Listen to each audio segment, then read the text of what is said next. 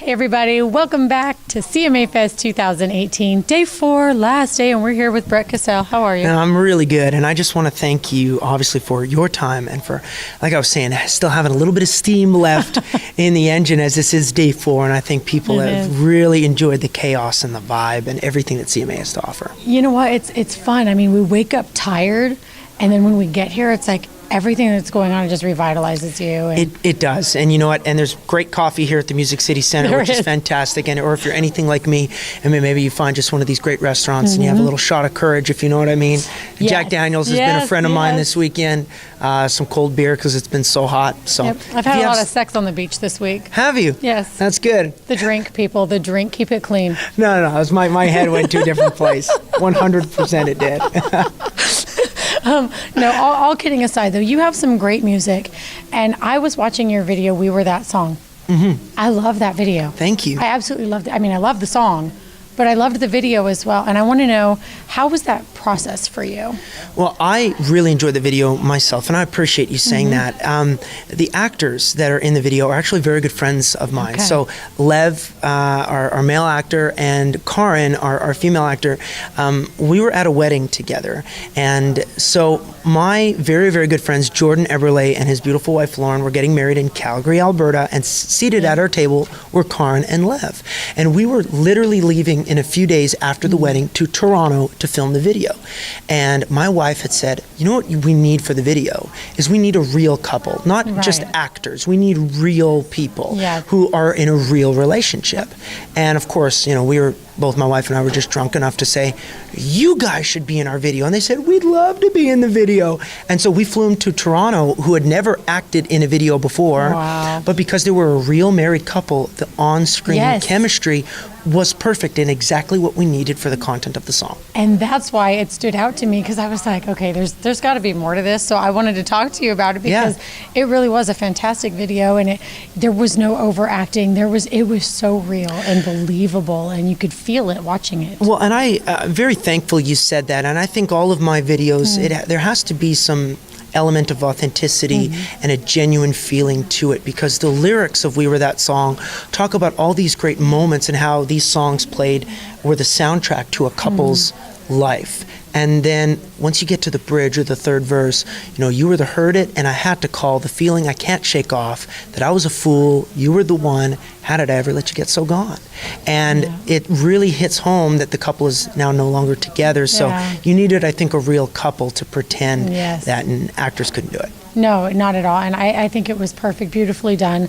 But what else do you have coming up? What else are you working on, music-wise? Well, I mean, every artist will tell you that the minute that you actually release an album is the starting point of your next record. Right. So I'm working on my next EP. I've been in the studio a lot already here in Nashville. I've been writing songs like crazy here in Nashville. So in between my busy schedule on the road, my busy schedule as a young dad with 2 little girls and a beautiful wife, and in between my busy schedule, I've been trying my very best to write songs and get ready for the next one. I love it. Now, have you used the experiences of being, having a young wife and a young family? Have you used that in any of your songwriting? Absolutely. You know, my wife has always been a huge topic in my songwriting, that when I'm talking about the good times, I can talk about that from an authentic place because we've experienced so many great memories together. When I'm talking about the bad times, I can talk about that too, you know, about the trials and the struggles of being on the road as often as I've been. And now you add this extra special element of being a dad. And I've got a song that I wrote for my girls. I started when my first daughter was born, and I completed it when my second girl was born. And it's called That's Why God Made Daughters. Oh, I love that. So absolutely. if you get a chance to have a listen to that song, it's a real piece of my heart for those little girls. That's great. That's fantastic. You have what? Okay, the camera guys. You have the tattoos. Okay, so I've you guys, I was getting a cue off camera, and I know I look completely stupid, but it's okay. So show us your tattoos. Is that their birthday? Yeah, so Mila, our oldest, she was born on the 17th of January of 2016. And then Aria, our littlest one, was born May 2nd. So she just turned 1. That's great. I love that. And I'm glad we were interrupted for that, you guys, because you needed to see that. It's beautiful. Now, how does your wife handle you being on the road? And Okay, I'm just gonna say it. You've got like the blue eyes, like Dustin Lynch, and you're the whole package. And I'm sure that there's a ton of fans out there. Is your wife a pretty secure person? She's very secure because the reality is there's a league of Dustin Lynch at that level, and then there's me. So everybody knows how handsome Dustin Lynch is, and in that same category is probably guys like Brett Eldridge and Brett Young and stuff like that. And then there's this Canadian named Brett Kissel hovering around down here.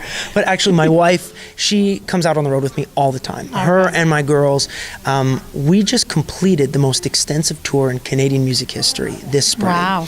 And so my wife and daughters came together. We were on the bus, and that was a very special. We even called it a holiday because we were on the road for like 4.5 months, and we were together. That was the best experience we've ever had. That's so great. Now, did you have a lot of family pictures and stuff from those moments? Oh, absolutely. If you look on my Instagram or on my wife's Instagram, so I'm Brett Kissel on Instagram. My wife is Cecilia Kissel. You can truly see the real life look at what it was like for us on the road and on the bus. We had so much fun. Social media is such a fun place to share your life and your passion and everything that you got going on, and it's a great platform for your music as well. It is. Have you been able to really just reach out to the fans through the social media a little bit easier than you are? I mean, to me, absolutely, it's so much easier than at a show. Well, yeah, I mean, the show is still my favorite, and I'll always say that having people come and buy a ticket and come and see me play, that is my ultimate dream. However, the access that I get to my fans and my fans get to me is so special now in 2018. I think it's the best thing for our format and for our genre to get our music and to get our personality out there to everybody. Absolutely. All right. Well, tell everybody your website and where they can find you. I know we already talked about Instagram, but tell everybody where else they can find you. My website is very simple. It's brettkissel.com, and you can also follow me on Twitter, which is just @BrettKissel. But Instagram is our big thing, so come and visit us on Instagram. All right, guys. Well, you heard him, so check him out and stay tuned for more. Until next time, we'll see you soon. See ya.